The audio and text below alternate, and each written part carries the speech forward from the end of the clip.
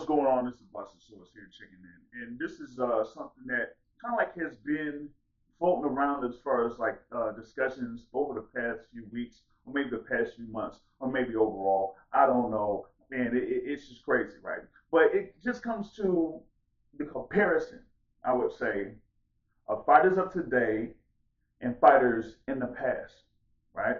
Now, folks say about, oh, a lot of these fighters, they ask for too much money and they only fight once or twice a year and all that type of stuff. And it's not like, what it was yesteryear or whatever it is, right? But also at the same token, a lot of fans kind of expect fighters of a certain caliber to fight in high level fights every single time. And it doesn't quite work that way. It doesn't work that way now, didn't work that way in the past. Like, for example, talked about this in the midweek report, pretty much in the segment of the midweek report, where you have, fighters of today, whether it's, world champions or highly ranked contenders or popular fighters, that fight either twice a year or once a year or something like that. Because one, of course, it requires them to have like a good purse in order for them to fight, at least at a minimum. And then two, the whole thing with recovery time and things like that. Three is another thing to try to fit that particular fight or fight card at a certain date to make sure that these fighters are able to fight. Like, for example, if you have, as I said, what a Devin Haney, who fought in May and has another fight in November against Brian Norman Jr., right? So he fought Jose Carlos Ramirez in May, is about to fight Brian Norman Jr. on November 22nd, right? Now, you could have somebody else, like, for example, we talked about a Boots Ennis, who's scheduled to fight in October. His last fight was in April, right? Or like a world champion like Alexander Usyk, who recently fought Daniel Dubois this year. Had two fights last year against Tyson Fury. That's two fights, right? Instead of having maybe three fights or whatever it is. Just doesn't quite work that way these days. In the yesteryear is what they were talking about. You might have seen these fighters that may have been world champions or whatever it is fight more than twice a year. But there was different circumstances at that time, number one. And number two, it's not like they're, facing or fighting high caliber or high level opponents every single time. It didn't necessarily work that way. Now, in the midweek report, I pretty much gave an example there with Mike Tyson. When he won his first heavyweight championship, he fought about what I would say 4 times within a year span or something like that. And able to have something like that happen, you got to have opponents ready and available, regardless of, their record or whatever. So you could have somebody that could be like a 21-5, or you could have somebody that's like a 32-0, but still they got to be ready or available in order to take that fight. Now, these days, when we see somebody that could potentially fight an opponent that's a 21-5, they'll get roasted. They'll get blasted, and they'll, basically get flamed. But that's what happened back in the day. You didn't necessarily fight top level competition every single time as often as possible like that. I'll see if I can give you a few examples here to get an idea of what I'm talking about. One example is Michael Moorer.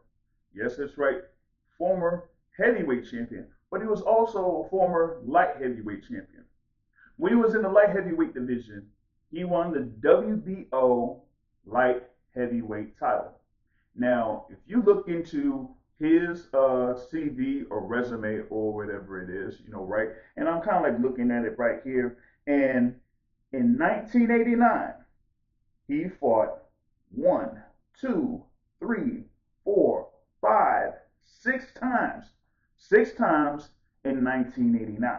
Now, in January of 1989, he fought Victor Claudio, who had a record of 11-6. After that, he fought Frankie Swindle the next month.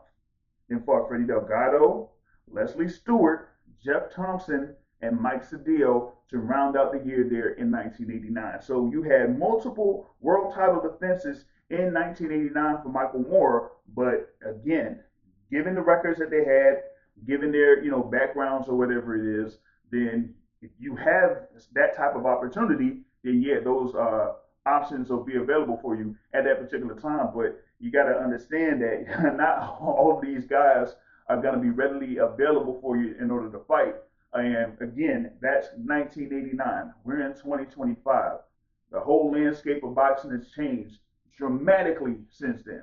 You know what I mean? So to ask these fighters that are like world champions or highly ranked contenders or very popular fighters to fight like 4 or 5 times in a year doesn't necessarily work like that, at least in this particular juncture. Now I'm going to see if I can give you another example and then maybe have a little bit of a comparison to see if this works out for you.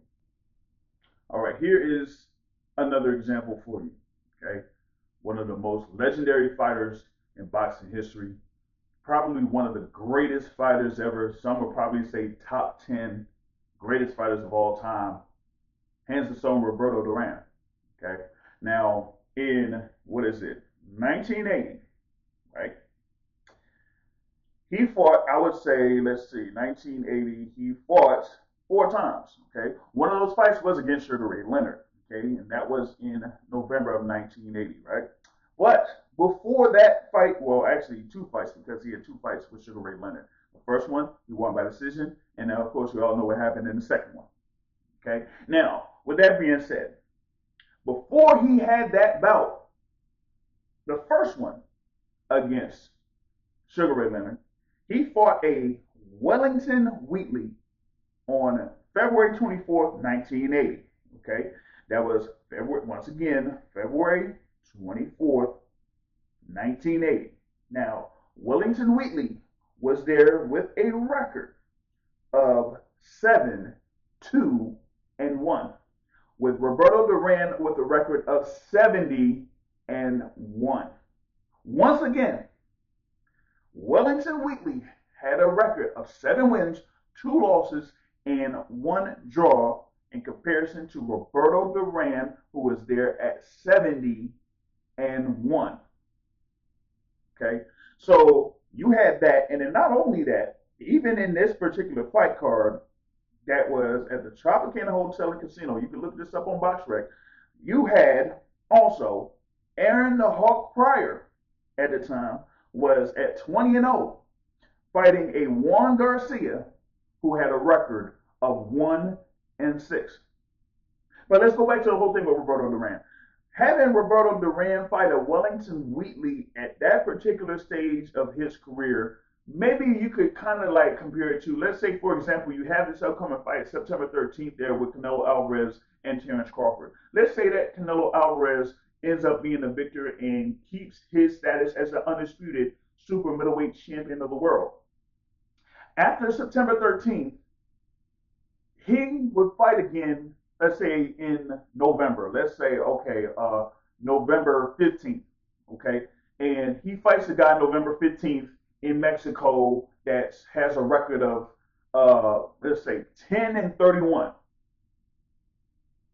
10-31. So if Canelo Alvarez beat Terence Crawford and then 2 months later or less than 2 months later fought someone that was like 10-21 or whatever it is, how would the public receive that?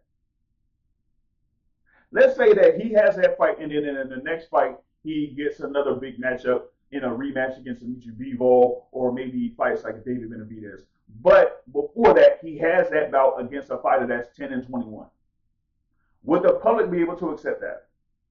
Likely they don't, at least these days. So it's about having this opportunity to have as many fights as possible. Yeah, you have the whole thing about fighters asking for so much amount of money and everything like that. But the other thing is that once you're in the public eye like you are today, fighting a guy that's like a 10-21, you'll get roasted nonstop, even though it's all about trying to stay busy and stay active. So my thing is how do you solve this little issue or problem where, one, you don't have these fighters being as active as they were, as they say, yesteryear, but then at the same token, are fans going to be able to accept if these fighters, these high caliber fighters, have these stay busy fights against guys that really shouldn't be in a ring with them? Will I be able to accept that? So once again, I wanted to point this one out once again, this example here with Roberto Duran. Corey, 70-1 was his record on February 24, 1980, against Wellington Wheatley, who was 7-2-1. If that happened today, would the fans accept that? Now, I would have had another example like Winifred Benitez. I look at that here with boxer Wilfred Benitez versus Stacey McSwain. There, Benitez had been, coming off of a loss there before he fought Stacey McSwain. But the thing about it is, it's like, hey, you need some of these bounce back fights, to kind of get yourself back in a gear. He fought Stacey McSwain, who was 9-7-1 after losing to Mustafa Hansho, and that was like 5 or 7 months after his loss to Mustafa Hansho.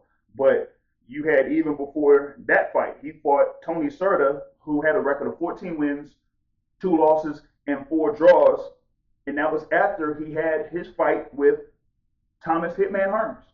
So the thing about it is, it's like you're not gonna see these fighters like fight these, as they say, these killers back to back to back these days. That's not gonna happen. But then, as I said, at the same token, are fans gonna be able to accept fighters having these stay busy fights against guys that, as I said, are 9-7-1, 14-2-4, or what else I said, 7-2-1? Are the fans going to accept that? Number one, and then number two, and this is the other part, what sanctioning body would approve of it, and what state athletic commission will be able to approve of it? That's the other thing that people got to think about.